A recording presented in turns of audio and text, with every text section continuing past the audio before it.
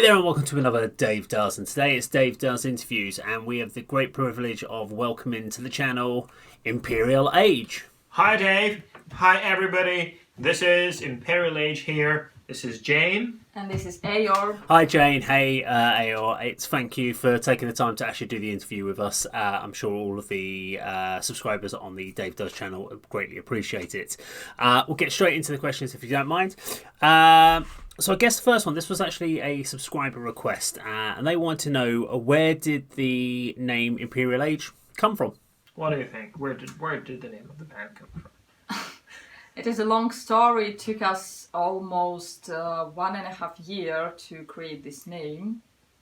Yeah, actually, we had all the songs for our first album, Turn the Sun Off, already recorded, and we started thinking about, what kind of mood, what kind of feeling came across, and Jane here said that... Yeah, I decided that Cheers. there should be a word imperial, because it really sounds, I don't know, mighty, something huge, something big.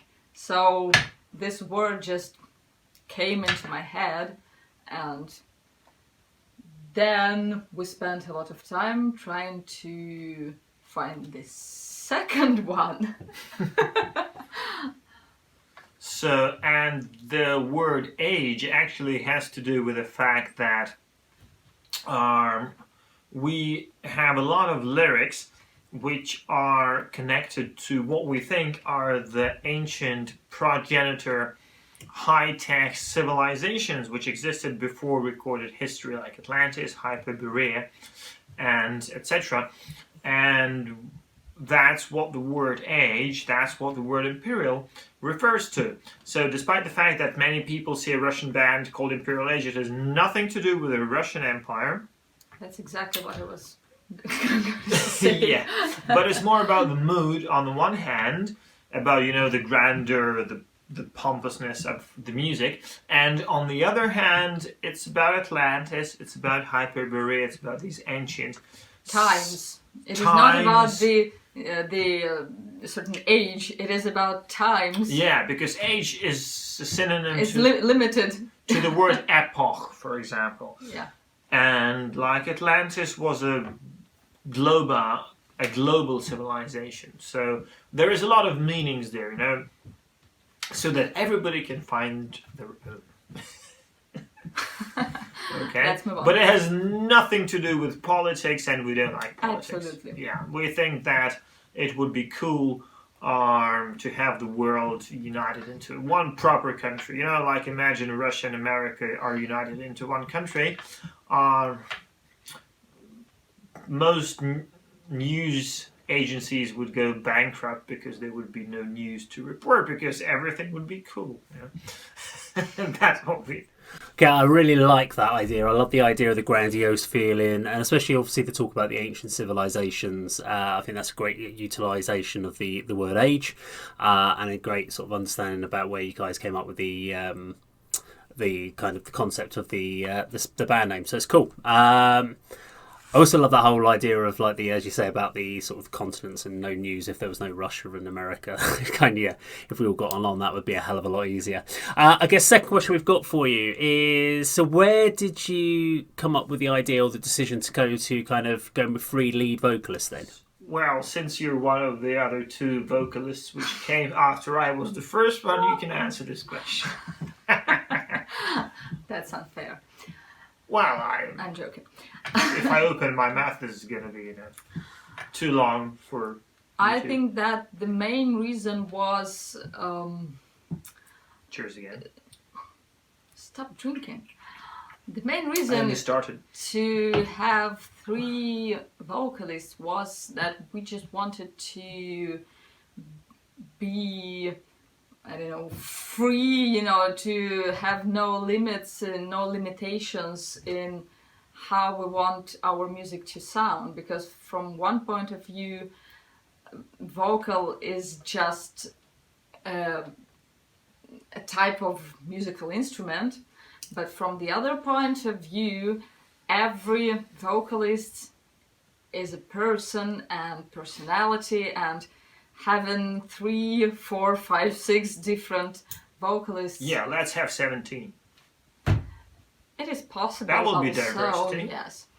So it really And one gives cat. us more possibilities, more freedom while writing music and performing on stage, because we can more move from one direction to another. Yeah, then bang our And it heads is more accidentally. interesting when 3 persons walking on stage rather than one. I'm of course joking. So That's the main reason. When you have 3 people walking on stage, it distracts the attention of the Yeah, exactly. audience from one of those 3 singing off pitch. Yeah.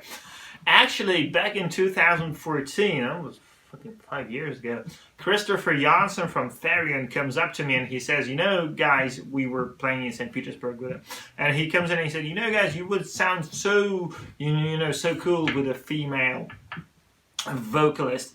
And I was okay, yeah, good idea, let's try that. And you can listen Warrior Race. That was the result. And but then, you know, then we kind of sat there and we thought, okay, what are we but just another clone of Nightwish? You know, we don't want to be one of those 1 zillion bands, you know, who just try to be, you know, like somebody else. So we decided, okay, let's, you know, let's broaden the whole thing. Let's let's have more creative freedom, so that we don't have to stick in these limits, which are called like female-fronted metal, you know, or male-fronted metal. Well, we have female-fronted metal here, and we have male-fronted metal here, and actually somewhere around here the cat is running, so we actually can have a cat-fronted metal as well, you know. So we decided that this would be a bigger diversity, and also the diversity of the voices. It also came into play, and then it just stuck. You know, this has been the case since 2017, and it seems to have stuck. 17? Yeah. Not 16. Oh, sorry, 16 actually, yeah. And it seems to have stuck, and people seem to like it. At least our latest music video, The Legacy of Atlantis, has some absolutely crazy positive feedback from fans, which even we did not expect, and we expected some positive feedback, but not that much, you know. So it seems that people like it, so, you know, why? So it is why time not? to take the 4th vocalist. Yeah, but then we're becoming a clone of Therion, and we don't want to be that as well. We don't want to clone anyone. We want to be Imperial Age, and we want other people to clone us, you know what I'm talking about. So we're trying to do something original, as much as 3 vocalists can be original. I can see Victoria Beckham and Spice Girls going like, ha ha ha ha ha, you know, here. but you know what I'm talking about. Okay, that's just great. I think that's really interesting what you're talking about with the different vocalists. Especially, I'd love to hear what the cat metal would sound like.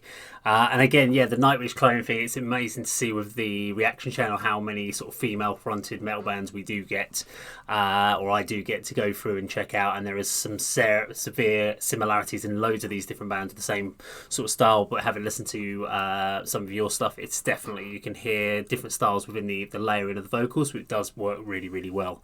I guess the other question we've got then for you, the next one would be, obviously we've seen things coming up in social media, things like Facebook, etc., where we've had quite a lot of pushing for the band Imperial Age, and there's been a lot where you've been offering out free downloads of tracks and free tracks to give away. What sort of response have you seen from this campaign? Oh, you can answer that one because you're the one sitting there, yeah. You know, in almost every email that we send to our fans giving free music or free videos or some discounts, anything, in every mail we have a small line saying that tell us our opinion, just write us back, we're waiting to your response and we will answer you. And people answer. Yes, and they really And they really answer. they really answer, and we are honestly trying to answer them all. Now I have I'm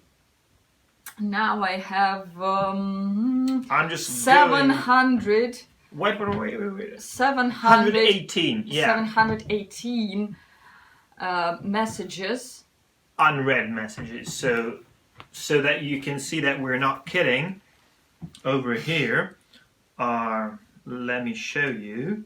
Yeah, over there, 718 unanswered messages. That's just from now. 717. Who answered? One message, but so. No idea. So yeah. So I'm just gonna show you here.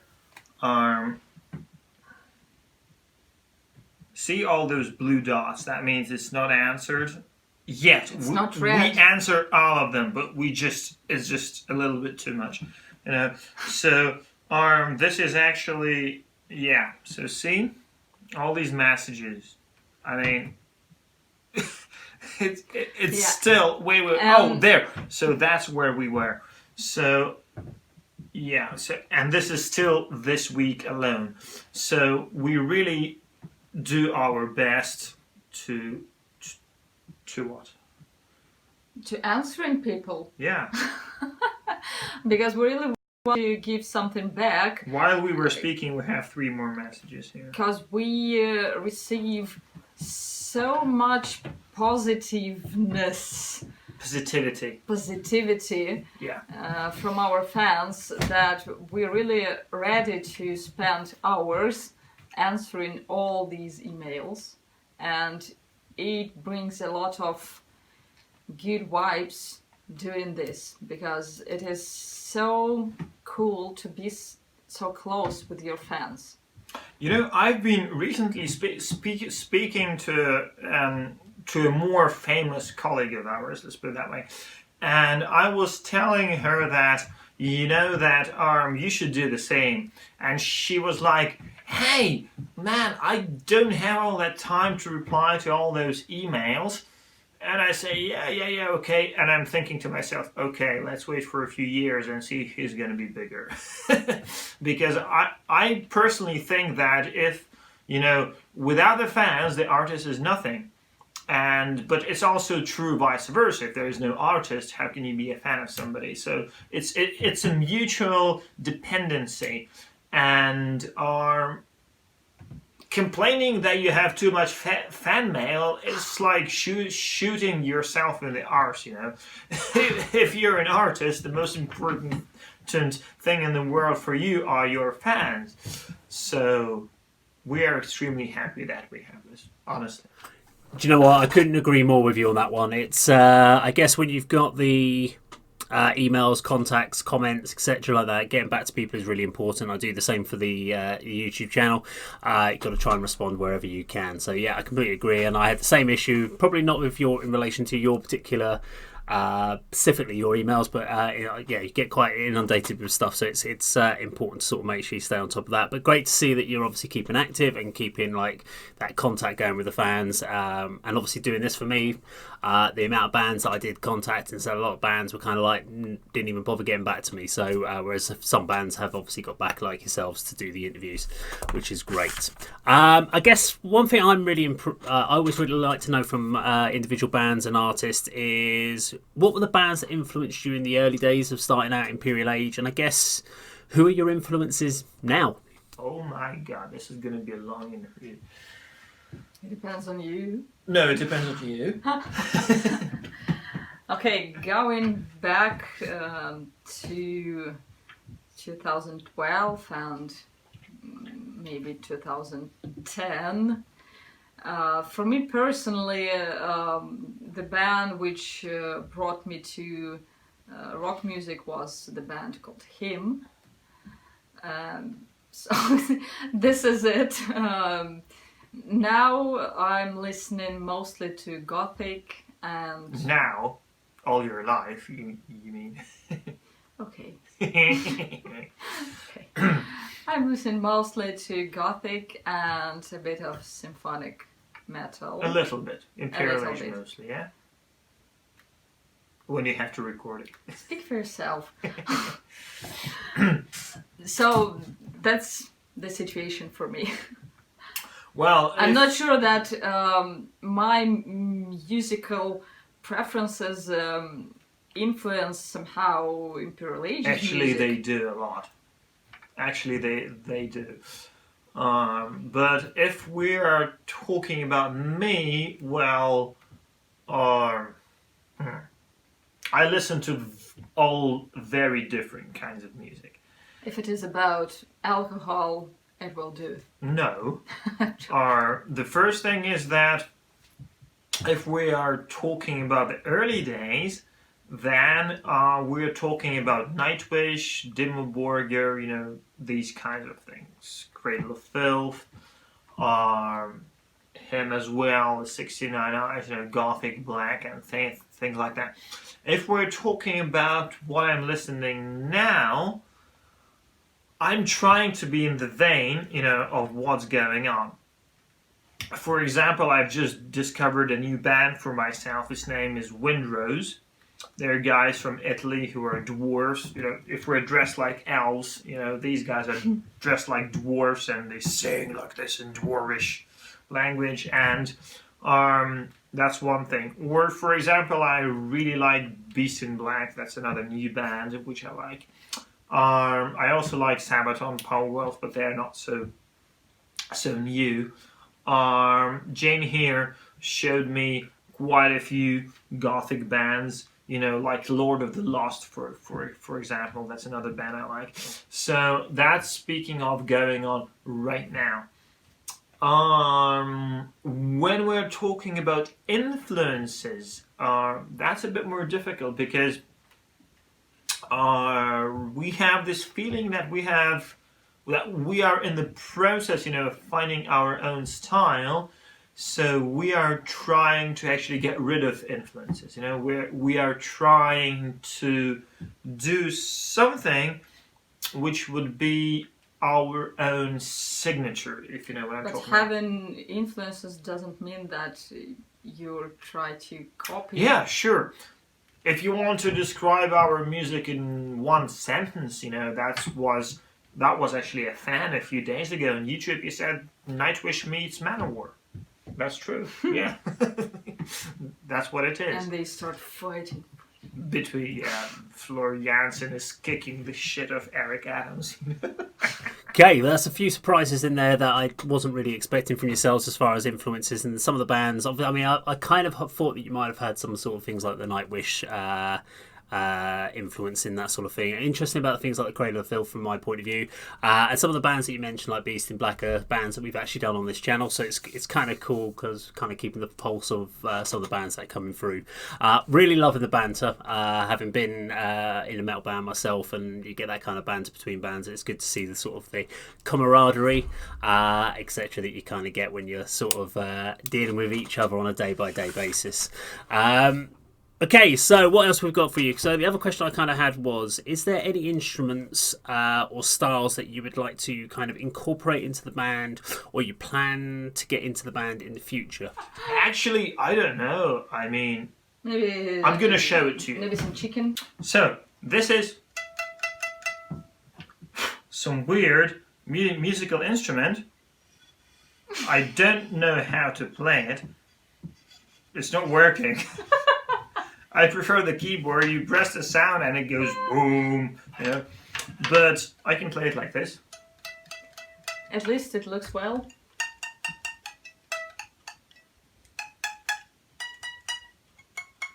Okay, yeah. But it looks cool. It looks true. So maybe we could use this instrument if we find somebody who knows how to play it. I don't know the name of this instrument. The guy who sold it to you. Yeah, there was a very weird guy who sold this for 7,000 rupees, I think, to us when we were in Nepal on our way to Tibet. But we actually think that it was the god Ganesh, you know, which was involved in this.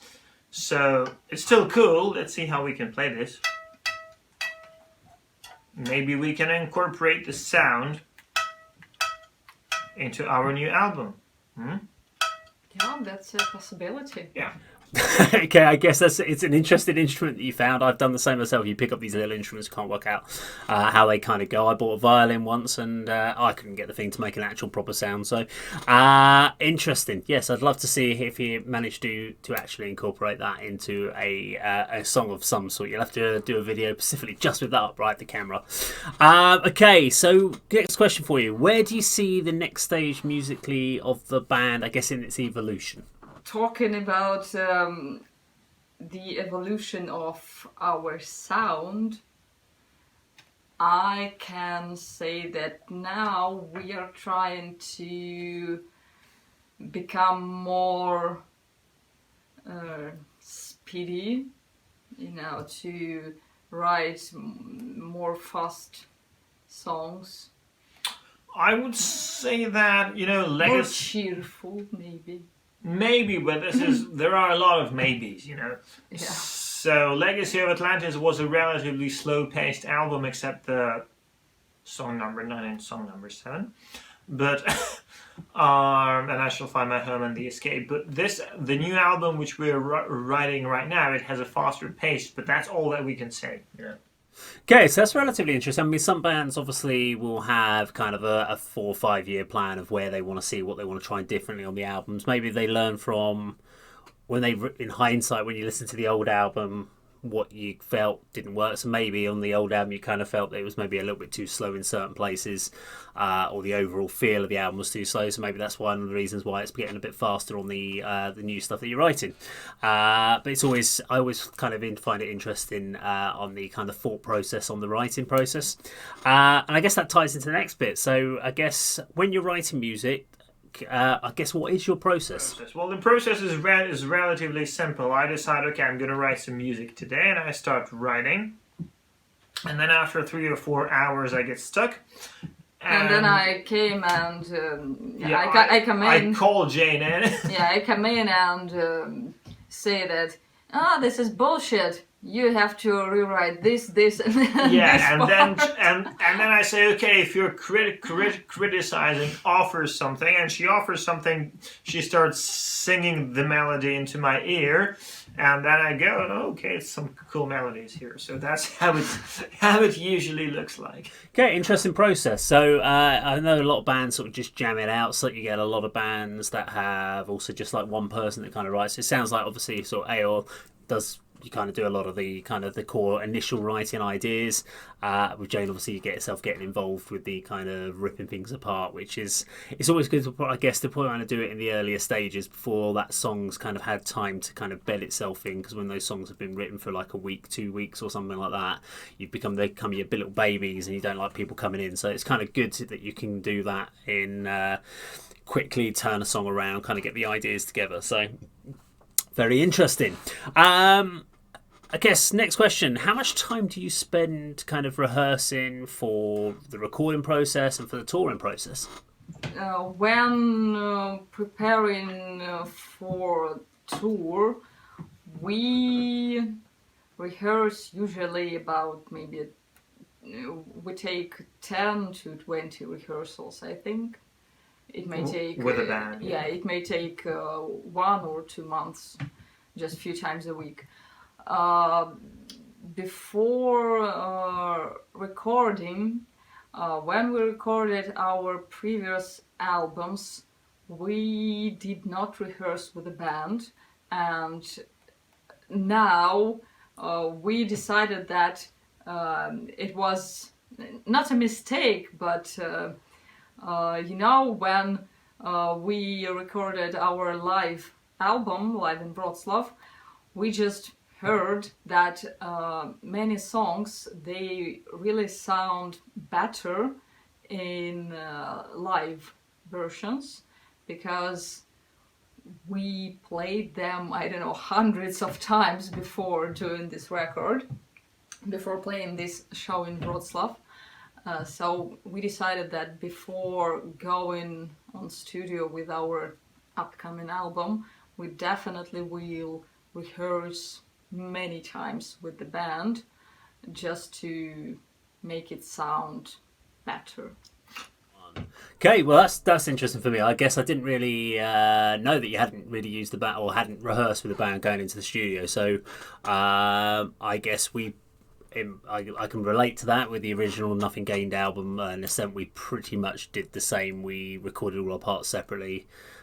Didn't really go into studio, and it sounds it on the album. Whereas I think with the Hollow Rhetoric, we did lots of rehearsals beforehand as a band, and even then, I guess we went in before we were ready, so we weren't tight enough as a band to kind of do it. So I'm intrigued that that was what happened, and yeah, definitely you can feel a band that's had the chances to kind of work all those kinks out when you're in the studio before you actually go into the recording. I guess that's where a lot of bands spend those getting those almost the pre-recorded or the pre-demos or the guide tracks, etc., sorted out. So interesting to know, and I'm glad to hear that's something that you're going to be thinking about for the new album, getting that done differently.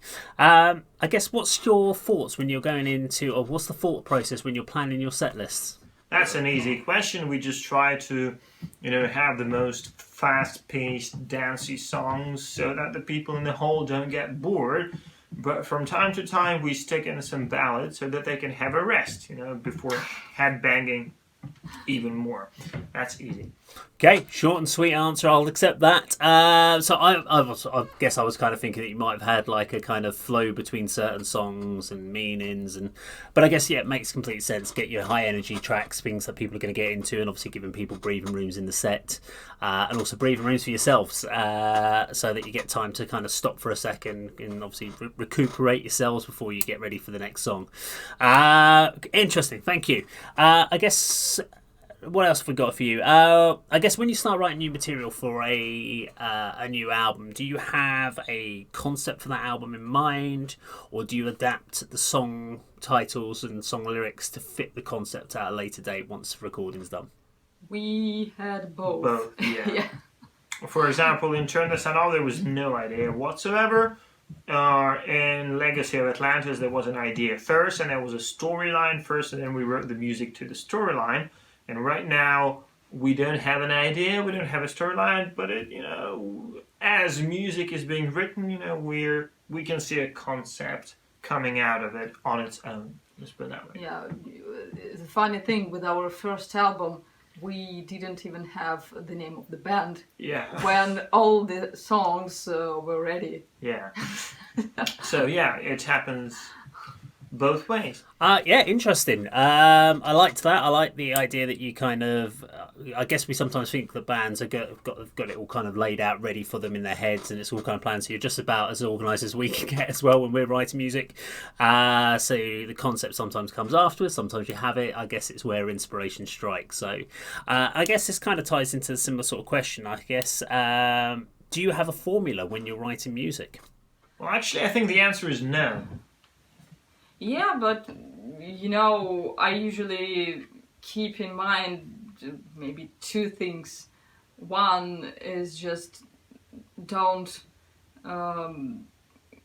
copy yourself or others. That's the hardest one, yeah. Yeah, because sometimes you think that you composed a new melody. Yeah.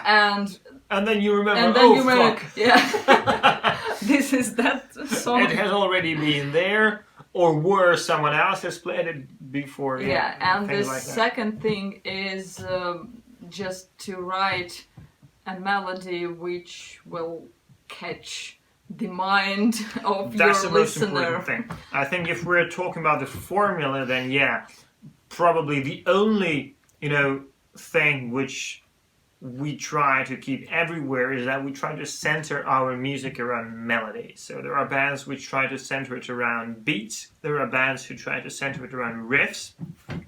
That's perfectly fine. But what we're trying to do, we're trying to center them around melody. So for us, the melody is the most important thing, to have this viral melody take complete control of your brain so that when you wake up next morning, the first thing you remember is singing that melody. Oh, fuck! That's what we're aiming for, because we think that melody is like the ultimate embodiment of music. Am I right? Exactly. 100%. Okay. Only today. Sometimes happens, yeah. Okay, Yeah, really interesting. So as you said, I think, I agree. There's a lot of people write from a riff point of view or a melody point of view, but I think, definitely the melody is definitely the part. It almost ties into that little hook bit. So just wanted to say a massive thank you for taking the time out of your day to do these questions with us, and I'm hoping that the subscribers and fans of the Dave Does channel appreciate it. I'll just go back to you to say what you'd like to say to the Dave Does channel. So thank you very much, Dave. Thank you, everybody watching this. Don't forget to come to our website, grab your 7 free songs from us, and see you on tour, because we're going to tour in your area at some point. And if you're in the UK, we will be touring there in April. So see you there. Yeah, see you. Cheers. Bye. Bye-bye. Stay metal. Thank you very much, Jane. Thank you very much, Aor, for seeing me today or taking the time out to do the interview. Greatly appreciated. For those of you on the Dave Does channel, if you'd like to check out more about the Imperial Age, I'll put a link down in the description down below, and of course across the bottom of the screen. Please go check these guys out. They are out on tour. I know they'll be coming to the UK, and I'll be going to the UK show, and we'll be hopefully doing some more footage and stuff from that, which will be coming up on the channel. That's out in April. But if you like this video, please do subscribe, click the bell icon, like, share, leave your comments down below. If you'd like to let me know of which other bands you'd like me to try and get some interviews with, let me know in the comments. And of course, that is how Dave does it.